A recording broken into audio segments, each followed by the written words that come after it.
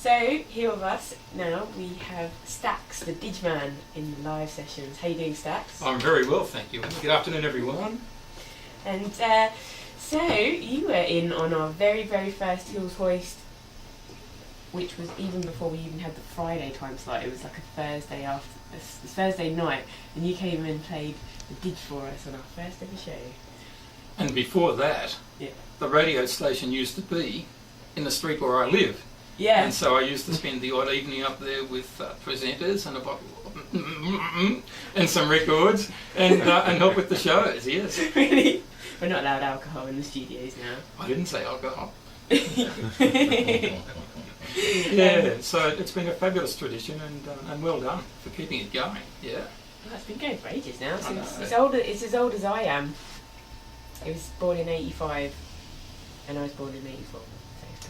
How about that? Yeah, giving away secrets. A little bit older. I'm a couple of months older than Free MBR. So anyway, what have you been doing since we last had you in on the Hoist almost 2 years ago now, actually? Work, and a bit of party. And what is your work? Well, you see, I'm the didgeridoo maker and teacher and performer, and I record and I repair. And so I spend a lot of time in schools, working with kids. I do a lot of performance work. Today I was working with the Clock Tower Day Group at Ringwood by the Clock Tower. I'm doing a presentation on didgeridoo. I play in 2 bands. I play a lot of guitar and harmonica and other things as well. And the odd performance at weddings and funerals and bar mitzvahs and kids' parties. And so in between that I'm making didgeridoos, which is always a fabulous, fabulous time, and having a little party, as you do. So, a broken didgeridoo, what is the most common damaged? 2 problems. The mouthpiece is generally beeswax. Dogs love it. So I often get didgeridoos where the dog has chewed the mouthpiece off, and that's an 8-minute fix. And the other thing is if the didgeridoo was made out of a log that was a bit green, they split. And so I often get jobs fixing didgeridoos that have got splits in them, and that requires a special sort of super glue. Yeah, right, I imagine that would be quite a hard job. Yeah. And that's about a 3-second job. Oh yeah. Yeah. So what's so good about didgeridoos? Why are you obsessed with them? Oh, well. Would you call it obsession, or is that too strong? Everyone else would call it an obsession. My daughter bought me one at Christmas '96 and said, "Here, learn this." And the very next week, come to Selby Community House, learn how to play didgeridoo, 8-week course.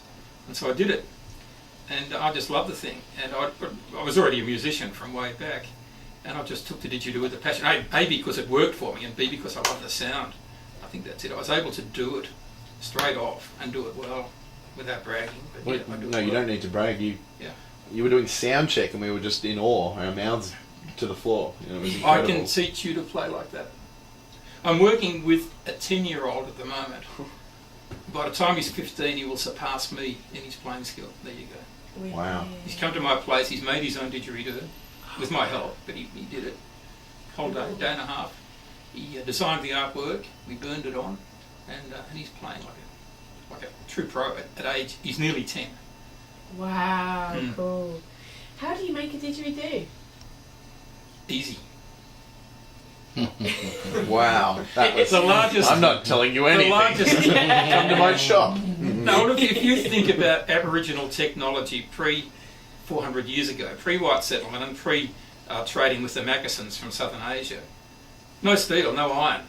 Their tool of choice was a stone axe. All right, with a stone axe you can make a didgeridoo, because the largest biomass in Australia is termites. And in the top end, where you see all those pictures of those huge termite mounds, they're chewing away at all those trees, and most of them in particular spots. Most of those trees are completely hollow. So all you got to do is knock it down, cut it to length, clean the dirt out of the middle. Termites either leave mud or sort of wasp nest sort of stuff in the middle. Poke it out with a stick, scrape the bark off, and fit a mouthpiece. And that's how you do it? It's exactly, well, I don't use a stick, and I don't use a stone axe, although I've got a stone axe. Yeah. So I use a draw blade, an ancient old tool which was used by the men who made the red trains for Melbourne in the 1880s. And I use that to scrape the bark off and whittle the wood down, then a spoke shave to smooth it, and then an electric sander. Yeah, the old Aboriginal electric sander. The old Aboriginal electric sander. In the bush, you'd use some on the beach, you'd use some shark skin. Yeah. Yeah, or just a piece of sharp rock or flint or broken glass, and you just shave it down with that. Yeah. But that's it. It's a hollow tube. It's a hollow resonating tube. And in Australia, they're wood. So, and what does this one sound like? You've got three. I'm guessing you've got one for each song. I've got 4.5. I've actually got 5.5 didgeridoos here. I'll explain later. And, well, see, depending on where you live, the trees grow differently. They grow either thinner or fatter. They grow more parallel or with a taper to the bottom, like a flare at the bottom, and different styles of eucalypt. So they not only have their own key, their own pitch, but they have their own voice. And so in my hands here I've got two Bs. Totally different instruments. One's dark, it's got a really dark sound, and the other one's got a really warm harmonic sound to it. And so I use them for totally different pieces. Cool. Should we start with the dark one or the warm one? Dark. Dark. Emma likes dark. Well, I wasn't going to say anything, but, sorry. Just fulfilling my obligation. So this timber is made from a tree called mullumboo, which was sourced up the Tableland track. If you go to Derby, whatever it is in Western Australia, on the coast, and then you head up the Gibb River Road, and then you turn right off that again, and up the Tableland track. You come up behind Halls Creek, the other side of the mountains, in a place called Tableland, and that's where this stick came from.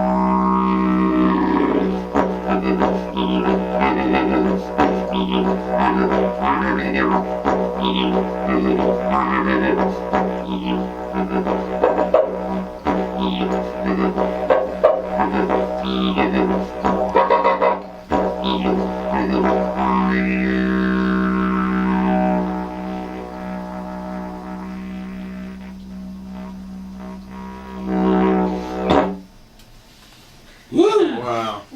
It's incredible. Nice one. That's Didgeridoo doesn't play melody, it plays rhythm and it plays percussion. That was a fairly percussive piece.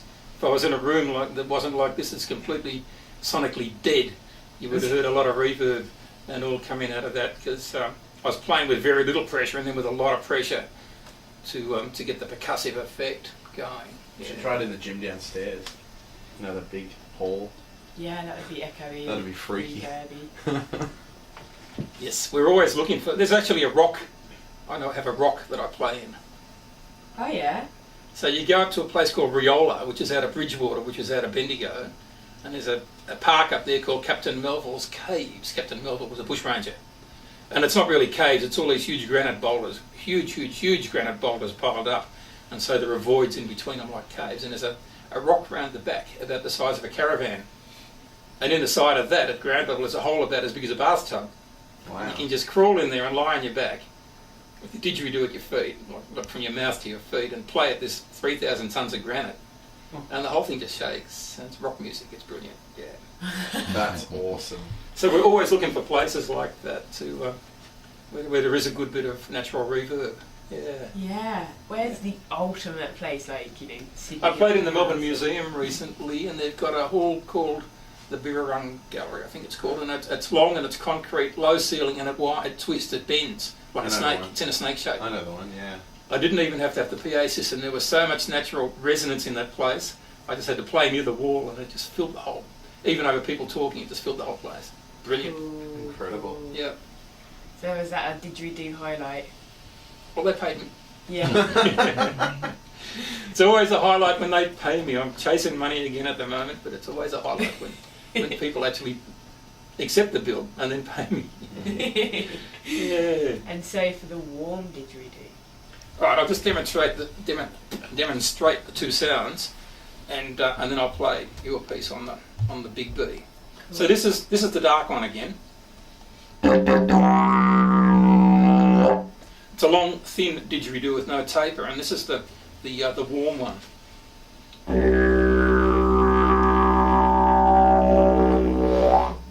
It's about twice as fat. It's got a strong taper to the bottom, and so the air column inside it has much more room for making harmonics. Right, here we go.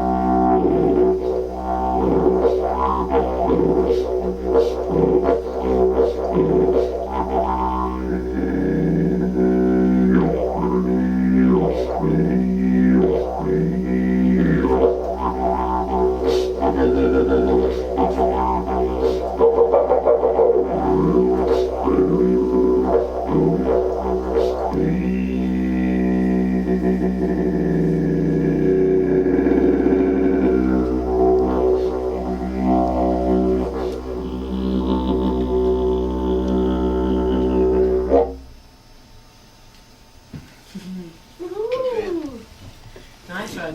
That was incredible.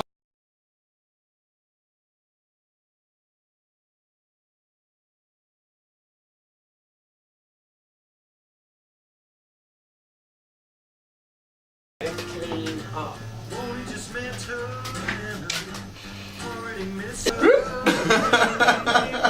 Now it's straight up in the air.